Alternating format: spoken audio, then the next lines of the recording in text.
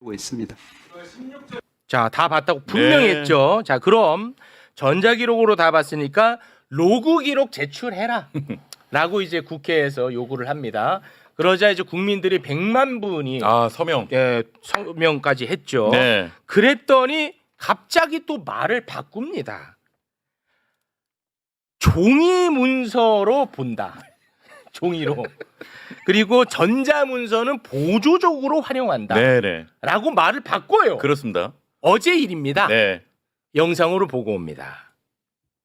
현재로서는 우리가 이제 모든 법관들이 형사소송에 있어서는 공식적으로 접할 수 있는 기록은 종이 기록이고, 다만 편의적, 임의적, 보충적으로 이제 전자 사본화된 기록은 볼 수는 있겠습니다만 본질은 동일하다고 봐야 될 것 같습니다.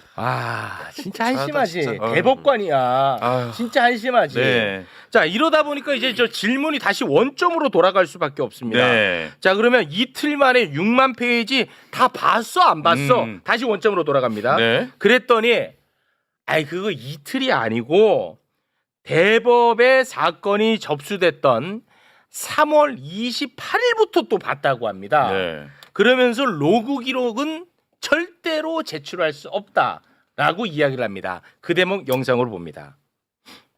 그러면 이 사건은 전원합의체 해부된 이전에도 그 주심이 아닌 대법관들이 이 사건 기록을 보았다는 말씀이십니까? 현재 법원조직법상으로는 모든 사건이 접수될 때는 1차적으로 이제 전압 사건으로 접수가 됩니다.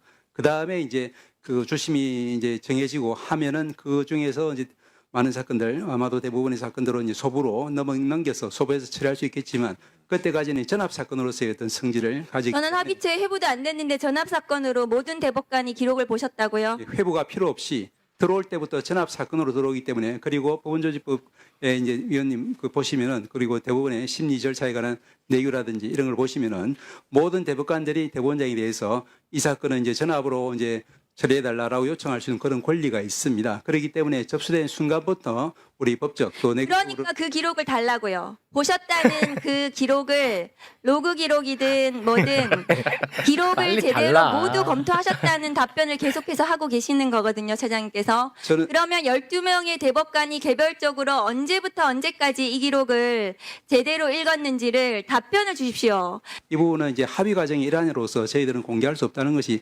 원칙입니다. 자, 네. 우리 로그 여신님.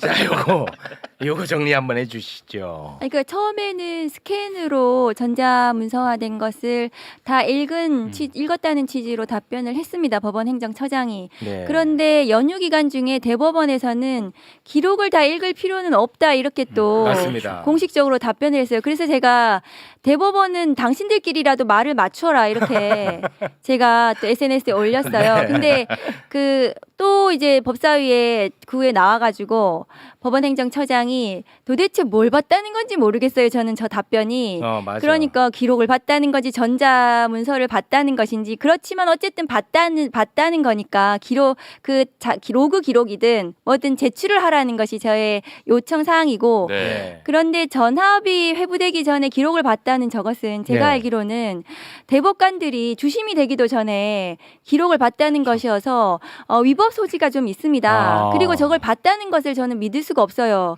대법관들이 주심이 되기도 전에 기록을 볼 수가 없거든요. 볼 리가 없거든요. 거짓말이에요. 제가 거짓말이에요? 보기에는. 그래서 4월 22일 날 소부 혹은 전압의 회부가 되고 24일 날 이제 합의가 됐습니다. 네. 그러니까 24일 날 의견을 낸 거예요. 네. 대법관들이 10대 2로. 유죄다 무죄다. 그러니까 24일 날 자기 의견을 내려면 그 전에 기록을 봤어야 돼요.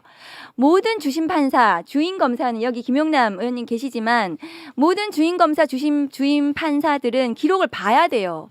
기록을 보지 않고 판결문을 쓰거나 공소장을 쓸 수는 없습니다. 네. 그걸 보지 않고 썼다는 것은 국민들은 납득을 하지 못하고 받아들일 수가 없어요. 그래서 대법원은 지금 진퇴양난에 빠진 그런 거예요. 것 같아. 기록을 봤다고 할 수도 없고 다 볼 필요가 없다고 할 수도 없고, 그럼 예. 다 볼 필요가 없으면 그동안 안 봤다는 것인지. 네. 그래서 지금 답변이 꼬여 있는 상황이에요. 아니에요. 맞습니다. 그렇지만 저는 다 달라. 봤다는 기록, 로그 기록이든 전자문서를 봤다면 로그 기록은 자동 생성이 되는 거예요. 그렇습니다. 뭘 관리를 할 필요도 없습니다. 그래서 그것을 달라. 그리고 안 봤다면 그 로그 기록이 없다면 전자문서만 아니고 그 종이로 봤다면은 그러면 인쇄한 자료라도 있을 거 아니에요. 인쇄 기록도 남습니다. 그럼 인쇄 기록을 주든지 봤다는 증거를 달라는 거죠. 저는 네. 대법원이 답변을 해줘야 돼요. 제가 끝까지 갈 거거든요. 무서워. 심이 턱턱 막힐 것 같아. 천대엽 처장이 대법관을 하다가 행정처장이 된 거예요. 그렇죠. 그러니까 네. 자기도 기록을 계속 보던 사람이야. 네. 재판을 했던 사람이란 말이에요. 네. 그러니까 자기는 스캔본을 보지 않는다는 걸 알아요. 아는 상태에서 나와서 앉아서 김용민 의원이 물어볼 때는 그런 얘기 못 합니다. 근데 이제 그러면은 다 복사한 거 내놔라 이제 이렇게 하니까 맞아요. 꼬였잖아요. 꼬였죠. 그러니까 뒤에서 쪽지를 갖다 줍니다. 맞아요. 다른 사람 물어볼 때. 그럴 때 스캔본 얘기를 해요. 그러니까 스캔본으로 봤다고 하니까 이제 로그 기록이 나오니까 네. 로그 파일 얘기가 나오니까 이제 완전히 꼬여버리고 완전히 꼬였어. 그러다가 이제 안 봤다고 봤다고 했다 이렇게 되는 건데 맞습니다. 이 부분을 꼭 좀 확인해 주셨으면 좋겠는데 제가 내부 제보를 하나 받았어요. 이게 거짓말일 수밖에 없는 게 이 대법원의 상고심이 접수되면 통상적인 순서가 어떻게 되냐면 맨 처음에는 기록이 사무국으로 옵니다.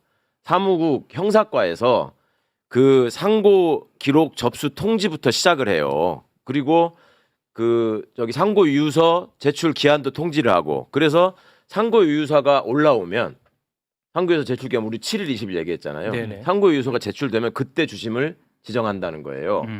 통상의 원칙이. 네. 근데 그 주심이 진짜 주심이에요. 그런데 그 전에 형식적으로 대법원의 사건이 올라오면 형식적으로 그냥 판사 대법관 하나를 지정을 해놓는데요. 그리고 형식상 전원 합의를 거치게 돼 있습니다. 뭐 이런 식의 약간 이제 예, 아까 말 그런 같지 않은 식으로 소리를 하는 거예요. 변명하더라고요. 그거는 그냥 갖다 붙이는 말이고요. 네. 그렇게 해서 이제 주심이 정해지는 게 상고유서가 들어왔을 때 비로소 정해지는 이유가 상고유서를 내기 전에 과거에는 주심을 정했는데 그러면 주심을 보고 아는 대법관 출신 변호사 찾아가고 변호사 선임했거든. 가배당을 하죠. 그러니까 그걸 못하게 하려고 처음에는 가배당만 해놓고 상고유서가 나오면 진짜 배당을 한다는 거예요. 그런데 여기서부터가 내부 얘기인데 그러면 그 주심한테 그 이제 아까 말한 이제 이런 대법원의 공판 기록이나 이런 것들은 스캔되어 있는 게 있다고 또 나중에 그랬잖아요.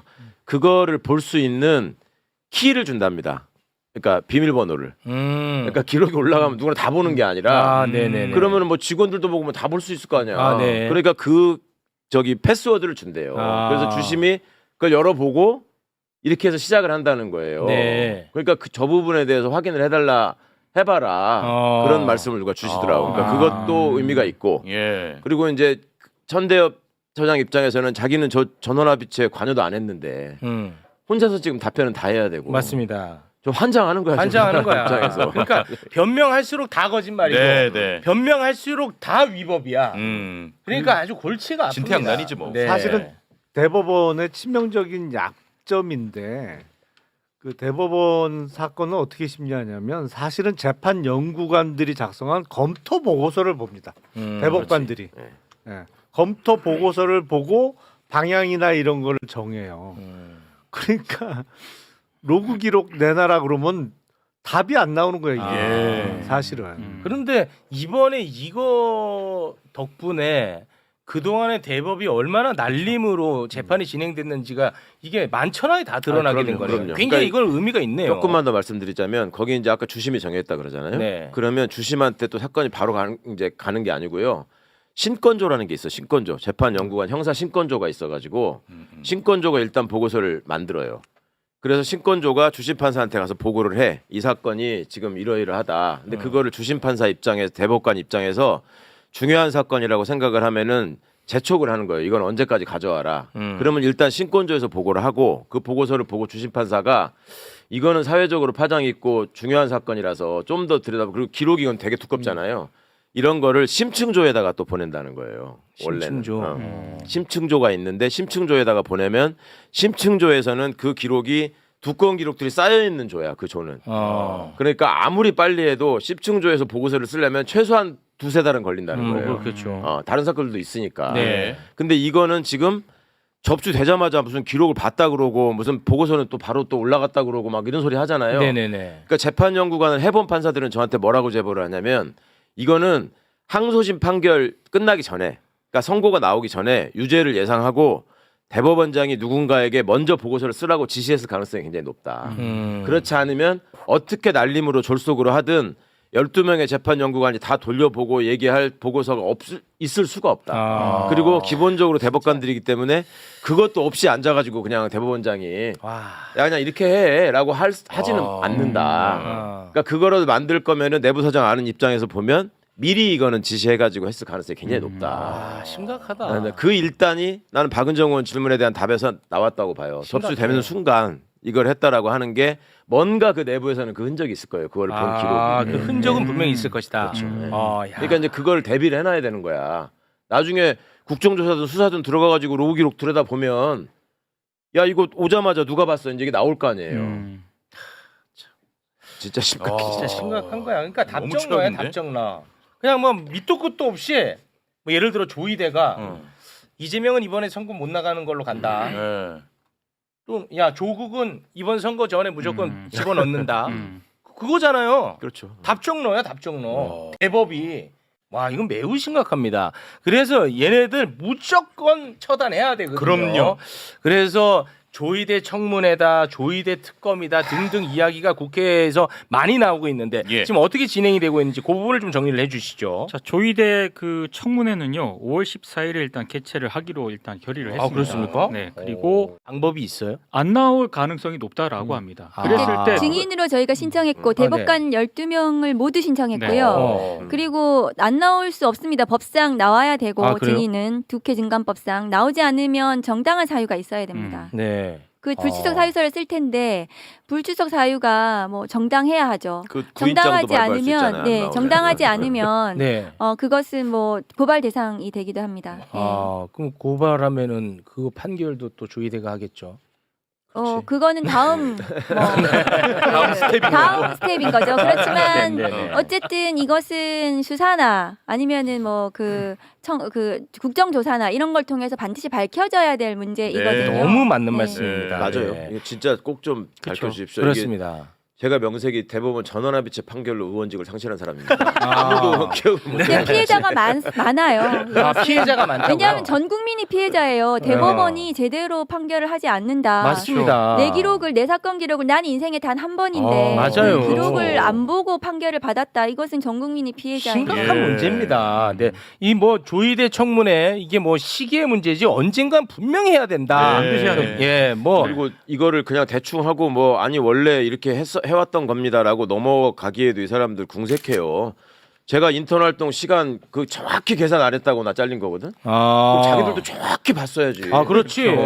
아, 그럼 그럼 나는 그거 정확히 계산 안 했다고 의원직을 상실했는데 정확히 안 봤으면 대법관직이랑 대법원장직 상실해야 되는 거 아니에요? 그렇지. 정확합니다. 네. 그 정확한 너무 문제야. 당연한 거잖아. 자기들이 대법관이라고 이게 검토 보고서만 보고 할 수 있다고 얘기를 하는데 그건 맞지 않아요. 주임 판사는 아까도 말씀드렸다시피 판결문에 이름을 쓰고 서명이 그러니까 도장을 찍는단 말이죠. 그러면 그거는 주임 판사예요. 주임 판사는 기록을 봐야지 판결문이 나오는 거예요. 예. 그 존경하는 정청래 법사위원장님이 시험지를 안 보고 답안지를 쓰는 거하고 똑같은 거예요. 그렇게 네. 말씀하셨거든요. 맞습니다. 그래서 이거는 대법관들이 그리고 또 국회 나와서 봤다고 했으니까 분명히 봤어야 됐고 봤다는 자료를 내야 되는 겁니다. 그렇습니다. 제일 정확하게 그거였어요. 독후감 보고 나서 책 다 읽었다고 맞습니다. 하는. 네. 딱 그거예요. 지금. 네. 자, 조이대 청문회. 자, 그리고 뭐 다른 것들은요? 형사소송법 개정안도 처리를 했는데요. 이제 대통령에 당선이 되지 않습니까? 피고인이. 그러면 임기 동안 재판을 정지하도록 하는 그런 내용. 이게 포함이 됐고요. 아, 그건 이제 진행이 되는군요. 그렇습니다. 그리고 허위사실 공표죄 구성 요건에서 행위 부분을 삭제하는 공직선거법 개정안도 요것도 처리를 했습니다. 이게 굉장히 지금 이재명 후보와 관련해서 논란이 됐던 그런 부분이기도 한데요. 네. 그리고 이게 상대적으로 덜 주목을 받았는데 제 개인적으로는 이걸 굉장히 주목해서 들여다봤습니다. 검사징계법 개정안 요걸 처리를 했는데 검찰총장만이 검사징계를 할 수 있거든요. 근데 개정안에 법무부 장관이 직접 검사징계를 청구할 수 있도록 요 내용의 어떤 개정안이 통과가 됐습니다. 저는 개인적으로 굉장히 찬성하는 그런 법안이에요. 아, 검사징계법. 왜냐하면 검찰총장이 검사를 제대로 징계를 저는 못할 것 같거든요. 네. 그것 때문에 문제가 됐었는데 네. 이제 법무부 장관이 직접 검사 징계를 청구할 수 있도록 그렇게 내용이 바뀌었습니다. 네.